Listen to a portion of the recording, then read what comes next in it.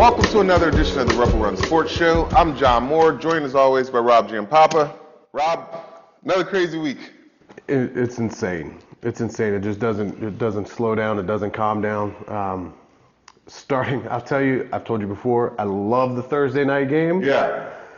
The Hayfield Fairfax game, it did start at 6 o'clock, which is a tough start time for a Thursday, right. but it was well worth it. Went out to Hayfield. My goodness, man. Their quarterback, Jacob Keeney, is unbelievable. All right, this guy was from the get-go. I mean, he was slinging it all over the place. He was 17 of 23, 262, 4 touchdowns. But I'm going to tell you what, I have seen the truth.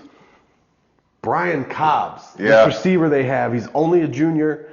I don't know where he's going. I don't know where he's going to go, but he will be somewhere. He's like 6'3". This dude is unstoppable. Had 5 catches for 109 yards, 3 touchdowns in the first half. First half. Probably could have scored 10 touchdowns in that game. I'm not even kidding. Had an interception in the first half, returned it, 50 yards. Returns kicks. This dude is unreal.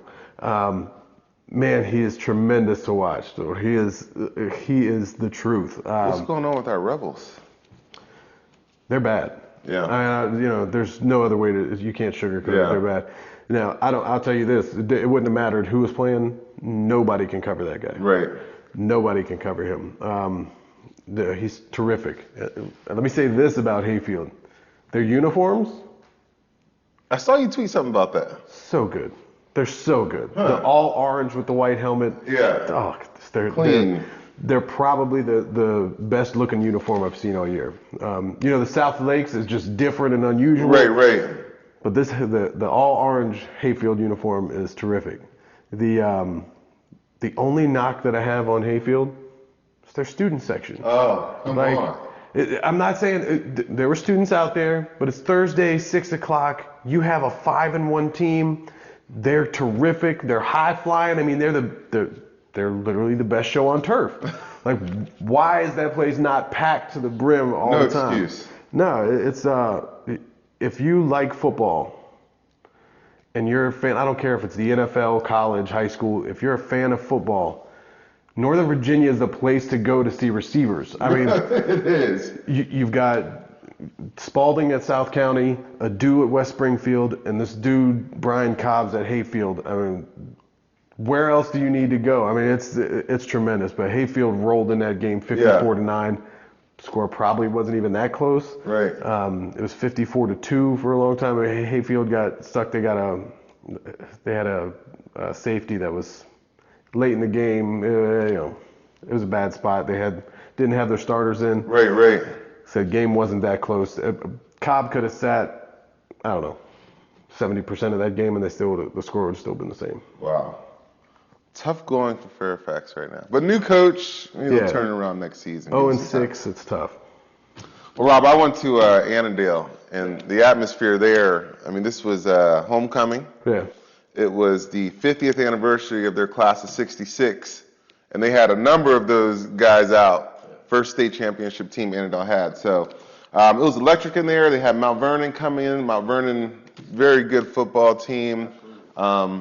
Coach Mike Fritz we talked to a couple weeks ago, and man, if you would have heard his pregame speech, I was fired up. But it seemed like it fired up Anandale more than anybody. So Anandale gets started. Shamar Brown. I don't know if I'm the good luck charm for Anandale. Anandale, maybe you should have me at all your games. But I was there for the first game where I dubbed him the three-headed monster. Yeah. He scores first. Jalen Jackson, and we'll get back to him later, he scores, puts him up 14-0. Then I tweeted about where's Jack McCross in the third member, and like clockwork, he catches long touchdown pass. I mean, before you know it, it's 21-0. Mount Vernon can't mount any offense. Annandale's doing everything right. And then 10 seconds left in the half, and Liam Conroy hooks up with Eduardo Rivera for 53 yards.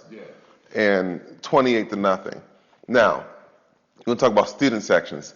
I'm looking over at the crowd in Mount Vernon, and I see nobody. I don't know if they were following the game on Twitter and saw it was 28-0, decided to wait out in the parking lot, but tale of two halves. I don't know what Coach told his players at Mount Vernon at halftime, but second half, different team comes out.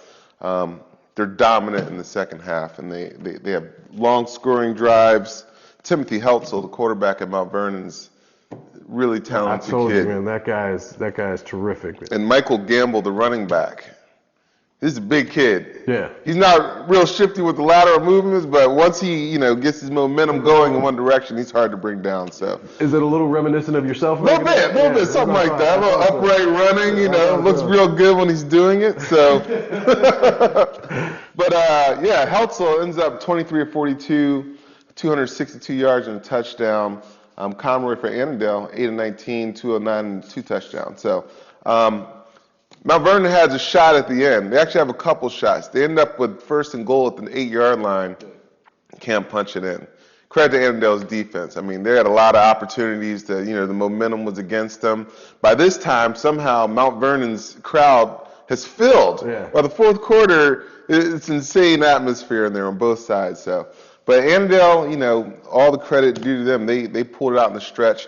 And Jalen Jackson, this kid looked like he's down for the count 3 or 4 times during the game. Took a vicious hit on the sideline where it looked like he went, chest first into the benches. Laid down there for a while. There was a lot of concern in the stadium. Gets back up, and he's the one who ends up running out the clock for them, the first downs when they need him. And that's a big win for Annandale. I mean, their season could have went either way with that game, so that's a big win. Well, man, I'll tell you, Jalen Jackson is terrific. I think the world of that guy. He's so tough, man. Yeah. He's so tough. Well, another guy I think the world of him is Coach Mike Scott, and I had a chance to catch up with him after the game. That was an insane football game. Talk about the first half, and then what happened in the second half? Well, everything went right for us in the first half. That last little play, we drew that up last night after watching the JV. Thank God we got it. And halftime, I told our guys, I've been watching these guys on film for 2 weeks as we were off last week. And every game, these guys were down or could have been down, and these guys fought. And I told them, I said, it's 20-0. We can't let them back in the game. They scored right away, and from that point on, we got a touchdown call back. We ended up, again, screwed up down the goal line. Penalties knocked us back, and they played a great second half, and they got guys. 2 was a hell of a football player. The quarterback 10, hell of a football player 4. That's a really good team, and they've done really, I'm pleased with our guys. They fought. It was great with the class of 66, which is the first state championship. 1965 was here. 1976 was here. They lost the state championship. And we were honoring one of our great supporters, Reuben Weaver, who passed away this past week, which was sad. So there's a lot going on, and it's tough with homecoming, which I could be a Scrooge, and I have to stay focused. But God likes the Adams tonight. That's right. Talk about how tough Jalen Jackson is. He took some big shots. He took a big shot on the sideline where he may have missed a pitch. He's a tough kid, and we put him. We went back and regrouped after the Woodson game, and we feel like some guys got to do more, and we really tried not to have guys go both ways, but we had him playing a corner a lot. We got him out and open, tried to throw the ball to him some, and he's just tough. He's really a tough kid. He doesn't say anything. He doesn't talk trash. He's really a soft-spoken, great kid. And but he's tough. He's one tough dude. Coach, we'll let you guys celebrate. Congratulations. Hey, thank you. Win. We'll see you next week. Great. Thanks. Great professional run. Appreciate it. Good to see you, man. And once again, another big win for Annandale. And Shamar Brown, I got to say one thing. This kid's doing his best impersonation of Ronnie Lott out there in this game. And he's fun to watch. So if you haven't seen Annandale, go watch number 4, Shamar Brown. Absolutely. And you know what? You were talking about the crowds. Annandale gets alumni support like few other schools do. I mean, they have such a rich history that it's a tough place to play when they get packed in there. Let's go through a couple other games. Absolutely. One thing, we had only a couple undefeated teams left. Yep. Madison played Marshall, 41-0. Madison continues to go. Landon Thomas has had 10 carries, 136 yards, and 3 touchdowns. That game was over. It was 34-0 at halftime. Yeah. It was over from the start. Those Madison, they got a big game coming up next week. Big game, man. Because South Lakes, who's also 6-0 now, 56-23 over crosstown rival Herndon. Herndon having a down year. Coach Trey Taylor of South Lakes has got these guys super confident. They're very talented. Albert Mensah and Spencer Austin, their running backs combined for 31 carries, 214 yards, 4 touchdowns. Devin Miles had a touchdown in there as well. So Good luck stopping those guys. yeah, Devin Miles also, he was a little banged up last week, bounced back 14 out of 20, 3 touchdowns, 211 yards. This is going to be a big-time game. We'll talk about that a little bit more later. Oh, it's going to be outrageous. You want to talk about atmosphere? I think that place next week is going to be crazy. That. I'm sure you are. I'm sure you are. So, again, we talked about it being unpredictable. Westfield plays Briarwoods. You got me sitting here last week. You kept talking about Westfield. We went back and forth on it. I felt terrible for picking against them. Then they come out this week. Briarwoods was 1-4 going into this game. Right. But is their senior night, which I thought was kind of early to have a senior night? Seemed like it. If all their games are on the road from here on out, who made that schedule? Yeah. You know what I mean? But anyway. Doesn't seem in your team's No, and you have Westfield for the senior night, Yeah. you know what I mean? But Well, maybe they knew something we did. apparently they did. It goes to 2 overtimes. Briarwoods comes out on top, 35-34. Ben Maffey, Marshall commit. I mean, this guy, he plays receiver. Yeah. But apparently they put him in at running back. He had 21 carries, 137 yards, and 5 touchdowns. This guy basically does it all. Man. That sounds like what I wanted to have as a stat line in high school. Of course it does. You would have been happy with that in 2 games. I would. No, I can't believe it, but Westfield just lays an egg in that game. Not really lays an egg, but you know what I mean. Yeah, that's a big win. Anytime anyone can put Westfield on their belt, that's a huge game for their program. So now the positive thing, Ramon Johnson. Yeah. He's 12 of 20, only 86 yards, so it's a lot of short passes. Right. It's a tough loss for them. I mean, like I said, 1-4 coming in. Briarwood shocks them, goes 35-34 to win that game. Oakton Centerville. Look, I can't really figure out Centerville. They started off at gangbusters, tough loss to Tuscarora, then they come back for a gutty win last week, Lake Braddock. Then Oakton, who's having a pretty down year as well, comes in and almost pulls off the upset. But 21-12, Centerville gets the win and move to 5-1.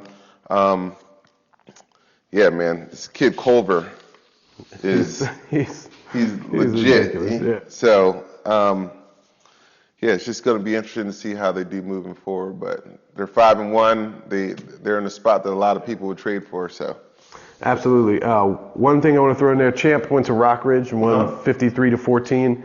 I mean, they didn't have Carl Garman III, so they started his little brother and he had almost as good of a game.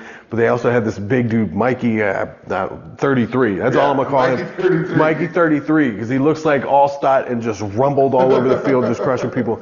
But let me say this about Rockridge: the best high school band I've ever heard. Is that right? Not even kidding. The best high school band I've ever heard. They were amazing. There was a guy. Are they the Jackson State of high school football? Basically, I mean, they were so clean. We don't ever talk about bands on this show, but this band was amazing. I was standing there and they were warming up at one point. I heard them warming up, and there was a dude on the drum. He's just going nuts. It was. I mean, it took me by surprise. I was like, where am I right now?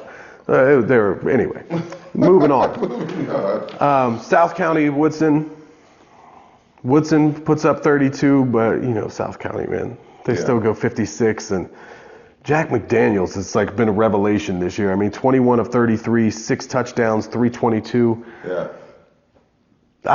Somebody better pick that guy up quick. I mean, he's making a name for himself in a short time. But of course, Dylan Spalding, 9 catches, $149 and 2 touchdowns. Hey, he's fun to watch. Yeah, he's from another planet. He is. He's just unreal. Nate Avery also had 5 catches for 74 yards and 2 touchdowns. Solomon Samay had 22 carries for 190 yards and a touchdown. When that offense gets rolling, get out the way. Right. Well, we went out to Freedom High School this week. Freedom had a bye week coming off their big win against Hilton. Yep. That was the first time they beat Hilton in the school's history. They're 5-1 right now. Never been that in school history. They've got Coach Daryl Overton, who's took over the program going into last year. Yeah. The program had won 8 games in the previous 4 years. He's won 8 games in a year and a half. Pretty good. Coach Daryl Overton has gotten them going, and I'm telling you, you're going to want to talk to this guy. Oh man, he's terrific to talk to. He went to Hilton. He played with Ahmad Brooks. They won 2 state titles. Yeah, we had a chance to go out to Freedom High School and talk to their tailback, Taekwon Brown, their quarterback, A.J. Felton, and their coach, Daryl Overton. Check it out. Hey, with junior quarterback, A.J. Felton, sophomore running back, Taekwon Brown. Guys, how you doing today? Good. Good. Well, let's get right to it. You guys had a big win against Hilton this week. How big was that win against Hilton for your program? It was a big win for our school since we never beat Hilton ever since the school was built. And it was just a big win for our community. Yeah, basically what he said. Great win. Well, tell me a little bit about it. I mean, obviously, you guys 4-1 going into that game. Tell me a little bit about your plan and your preparation going into that game. I mean, we planned to beat every team that we played. Like, we went into that game knowing that we was going to win. We just had to execute and do what we were supposed to do. I mean, we started off a little slow. I mean, on defense, we started off a little slow, let Ricky get a couple big runs or whatever. But in the second half, we picked it up and stopped him to at least like 40-some yards, I think, in the second half. And we just got the job done. Okay. Man, we prepared hard as we prepare for every team. But, yeah, it was like a little bit more important for us. It was a harder game, so we prepared harder. How much effect did the rain have on you in your plan going into that game? Well, I knew I couldn't cut much, so I just had to get north and south, just run hard. Okay. I mean, we didn't pass the ball like that, obviously, because it was raining super hard. So, I mean, just held the ball tight and just stayed north and south, like he said, and just put my head down and got yardage. You didn't mind having those 18 carries, though, did you? No. All right. Well, tell me, coming into this year, did you think at this point, midway through the season, that you'd be sitting here 5-1, really on top of Prince William County? I mean, I knew it since practice. Once I started practicing with Freedom, I knew it. We had that mentality. We just had that dog in us. I knew that we had it since day one. So, I mean, this is nothing for real. I mean, I knew that this was going to happen. Yeah, honestly, I thought we were going to be 6-0, but, you know, it's still good. All right. Well, what did you do in the offseason to prepare for this year? We were in the weight room all season, so that helped a lot. And, you know, speed and agility training, stuff like that. Well, what did you want to work on as a running back? What did you want to work on coming in this year? I just wanted to get faster, but, you know, I still got to work on that. All right, yeah, I'll ask Coach about that too. He'll see what he says about that. What about you? I mean, I was just working out throughout the offseason, just working out, passing, footwork, technique, all that stuff, doing a lot of 707, passing, DB, all that stuff to perfect my craft as a quarterback and a defensive back. Okay. What's it like playing for Coach Overton? I mean, it's good. I mean, he's like one of the best coaches I've had so far in my life. So, I mean, it's just good having him as a coach. He always pushes us to do more and always run to the ball, always do the extra stuff, the little small stuff. That's what really counts in the game. Well, for me, it's fine because like he's a young coach, so you can relate more to him. You could just be yourself around him. Well, yeah, and he gives you 38 carries in a game. You don't mind it at all. Let me ask, what are your goals for the rest of the year, both as a team and individually? I mean, my goals is to perfect my passing more as a quarterback and step up in the pocket, and as a defensive back, have no catches or runs on my side. My personal goal is 2,000 yards, and for the team goal, I want to win a state championship. All right. Well, you got a bye week this week, and you come back with a tough game against Riverbend. What's that game going to be like? Have you had a chance to look at them? I mean, the film is already up. I mean, I played with them my freshman year, so I know a lot of them guys. So, I mean, this week it'll be personal again, since that was the school.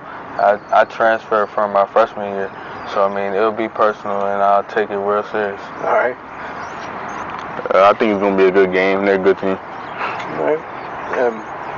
You said you transferred from there? To Jam. All right. Now, so you're going to have a little bit extra going for them? Oh, yeah. All right. Is there a better backfield in the area than the two of you guys together? I don't think so. All right. I like how quick you wrote it down, too. So who do you like to watch? You talked about perfecting your craft. Who do you like to watch? Who do you like to try to study to get better at playing quarterback? I mean, in college, it's Lamar Jackson, and yeah, Lamar Jackson. He's just a freak of nature. I mean, I watched his huddle highlights as him as a high school quarterback, and he was good, and he perfected his craft more, and now he's a starting quarterback at Louisville. So I mean, that's who I look at on the offensive side of the ball.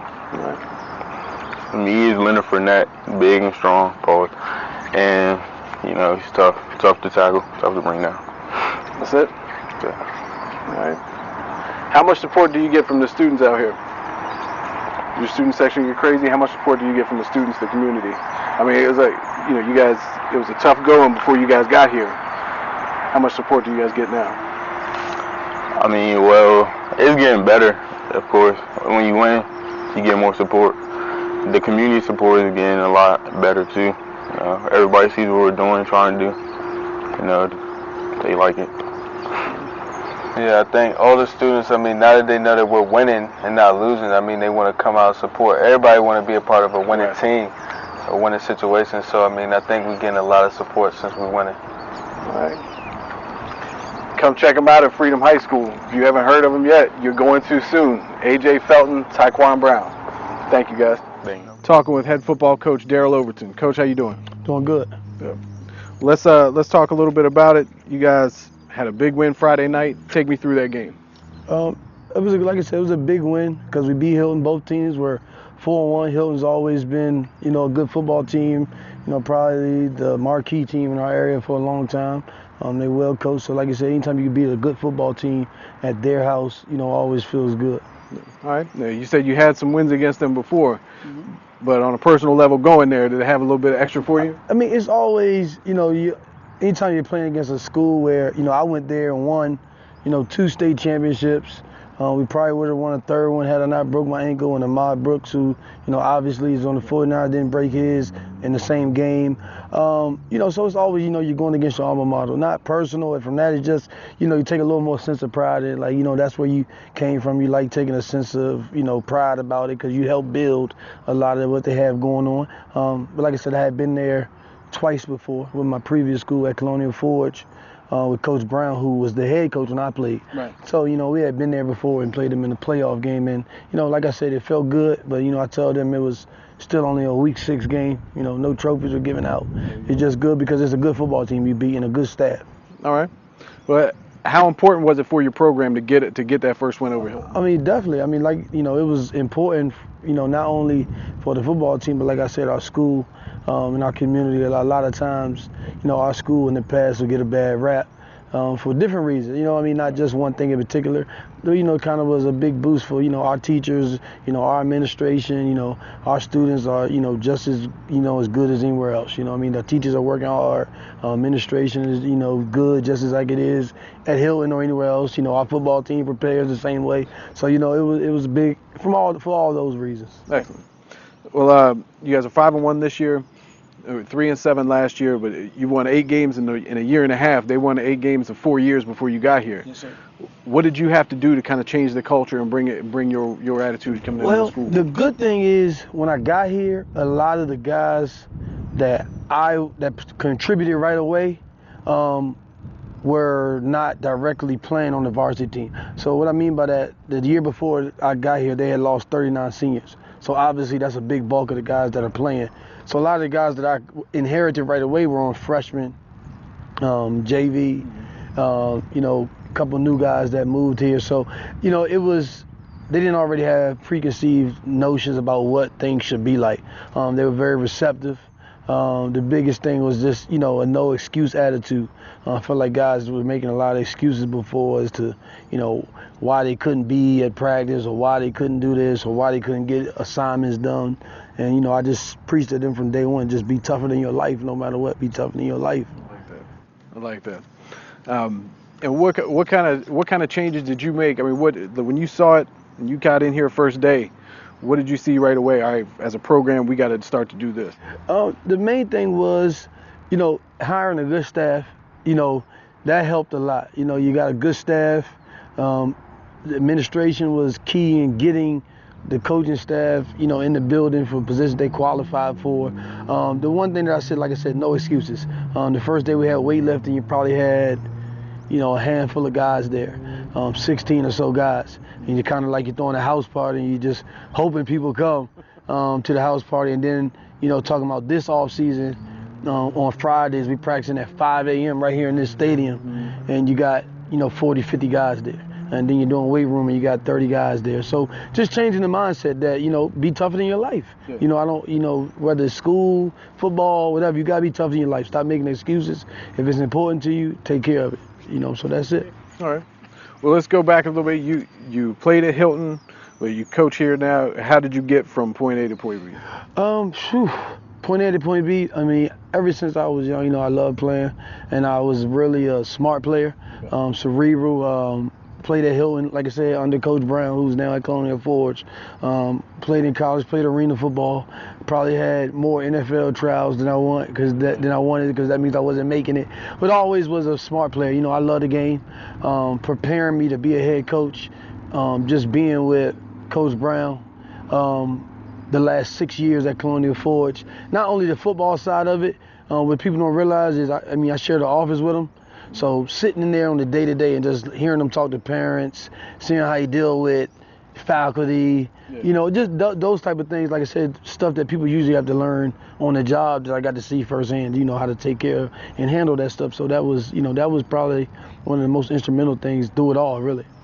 Now, learning all that stuff is one thing, but day one when you got to put it into place, how different was it coming in and being a head coach for the first couple of weeks? The football side of it, honestly, it wasn't much different because with Coach Brown, like I said, he'd been coaching 40-some years. I'm the first person he let, call the defense.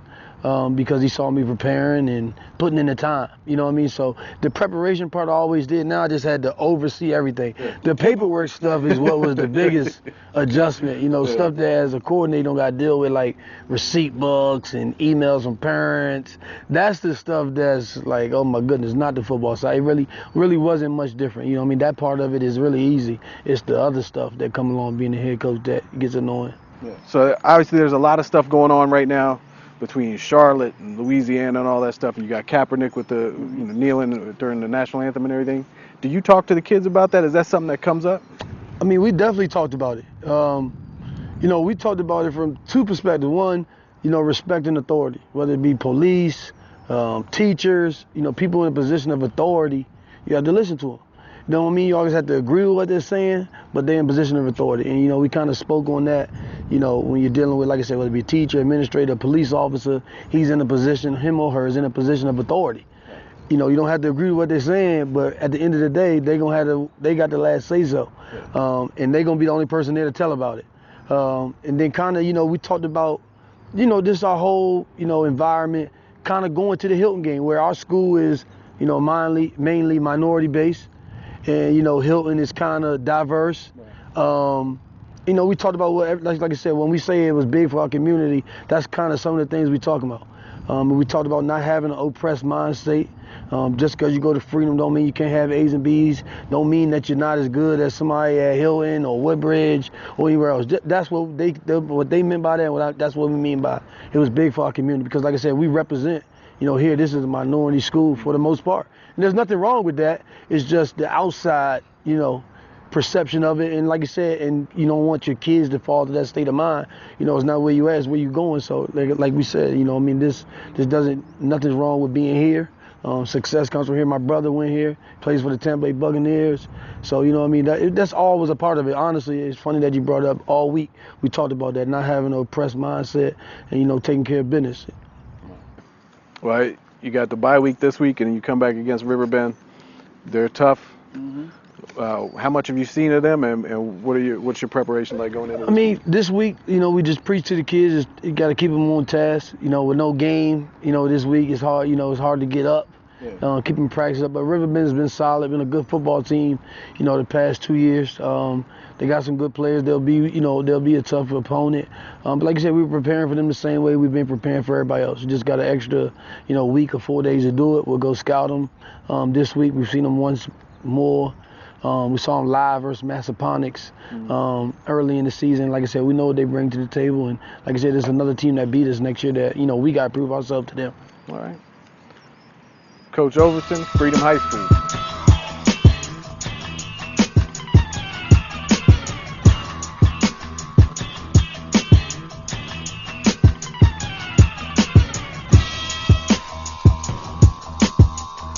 Thank you, Coach Overton. I'm telling you, the guy's got a couple of things that he says that I really like in there. When he talks about the not having an oppressed mindset. Right. Man, that guy's and being tougher than your life is. Yeah. I'm telling you, that guy's a lot of fun to talk to, and watch out for Freedom moving forward. Taekwon Brown's a sophomore. AJ Felton's a junior. Next year, they might be even better, so watch out. Good. 5 for 5. Let's. I have to be beating you at this point. No, just off of your Lake Braddock T.C. Williams pick last week alone. We had Coach Eldridge in last week. He was sitting there when you made that pick and looked at you like you were nuts. So, no, off of that alone, you're not. But what now looks like a more intriguing game after Potomac Falls lost and Briarwoods beats Westfield. Mm-hmm. Briarwoods at Potomac Falls. Yep. I'm taking Potomac Falls. Of course you are. You know what? Okay. I'm going to take Ben Maffey because that dude's been amazing. Let's see here. Lake Braddock, Woodson. I ain't picking against Lake Braddock. You should not either. I'm telling you right now. After last week's, you should not. I will not. I will take Lake Braddock also. I was just remembering the Titans last week. Is that what it was? Yeah. Should have forgotten them.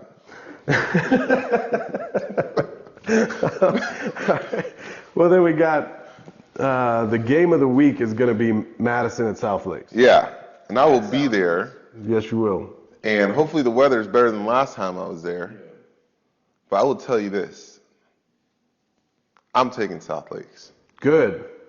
Because all I remember is a 6'7", 340-pound kid. If they run behind him, South Lakes wins. All right. Good. Because I'm taking Madison for sure. I like Jacob Chowka. I like Nick Conforti.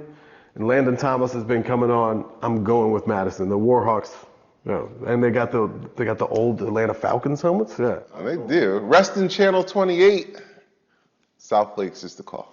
Yeah, you're wrong on that. But whoa. Robinson at Westfield. I don't know what's going on with Robinson. Yeah, they took a tough one. They really started off strong. I don't know if they. Well, they ran up against Stonebridge this week. Stonebridge is on a roll, so. Yeah, but their performances haven't been. No, they've slowed down a bit. Yeah. Well, they lost their offensive tackle. All that being said, I'm taking Robinson over Westfield's. I'm speechless because I can't believe you did that. I don't know what happened with Westfield's. Last week, what happened? Last week you just sat here and told us. I think I'm going to save. I'm saving the rest of my Westfield picks for basketball season. I think. All right. Well, I'm taking Robinson. I think Robinson pulls out the win. Westfield, you can use this for billboard material if you need to. Billboard. Good. Yeah. I'm Westfield. I had nothing else to say. All right. Westfield. West Potomac at Anandale. I know what you're going to say. Okay. If I'm at the game, which I won't be because I'll be at the South Lakes game, sorry, I'm taking Anandale. And you know how I really feel about Anandale High School. Yeah. I mean, this goes back to 1994. Maurice Daniels, if you're watching, I still don't like you. I'm taking Annandale. Shamar Brown could be my favorite player in the region right now. Okay. I'm taking Annandale. All right, because this is a good 5 for 5 because I'm taking West Potomac. Right. I like Mark Ellis a lot. That Diamond Cleveland guy is electric. Yeah. And if 5 gets the ball in his hand, watch out. So I'll take the Wolverines. You want to run through some of the top players of this week, Rob? Man, I'm gonna save the 2 Hayfield guys for last just because I had so much fun watching them. Landon Thomas from Madison, 10 carries, 136 yards, and 3 touchdowns. Ben Maffey, 21 carries, $137 and 5 on that Westfield defense. And then South County, I mean, they got a ton of guys, but Solomon Samay, 22 carries, $190 and a touchdown. Jack McDaniels, 21 of 33, 322 and 6 touchdowns. Dylan Spalding, what else can you say? 9 receptions for 149 yards and 2 touchdowns. Yeah. But Jacob Keeney from Hayfield, 17 of 23, 262 and 4 touchdowns. Could have played a half and still had that. Yeah. He also had 6 carries for 57 yards and 2 touchdowns, so he's got some wheels too. But Brian Cobbs, 5 catches, 109 yards and 3 touchdowns. Like I said, if you would have thrown him the ball 10 times, he may have had 7 touchdowns in that game. Yeah. Yeah, unbelievable. And I don't even know what Ricky Slade's final numbers were, but I get tired of talking about that guy. But I'm sure he doesn't get tired of it because he's just rolling over people right now. So just look at Ricky Slade's highlights. I mean, he's Still a junior. it's unbelievable. Seems unfair. It is. Well, thanks for joining us another evening at Rubber Run Sports Show. Prince William County Channel 2, Wrestling Channel 28 on Comcast Local. You can always see us on rubberrunsports.com. For Rob Giampapa, I'm John Moore. We'll see you next week. And we'll leave you with our top play. Yep. Our top play comes to us from West Springfield Spartans wide receiver. That man, Daniel Adu, goes up between 2 defenders, snags the ball, and comes down with it. If you have a top play, please send them to us at highlights@rebelrunsports.com. Thank you and have a good week.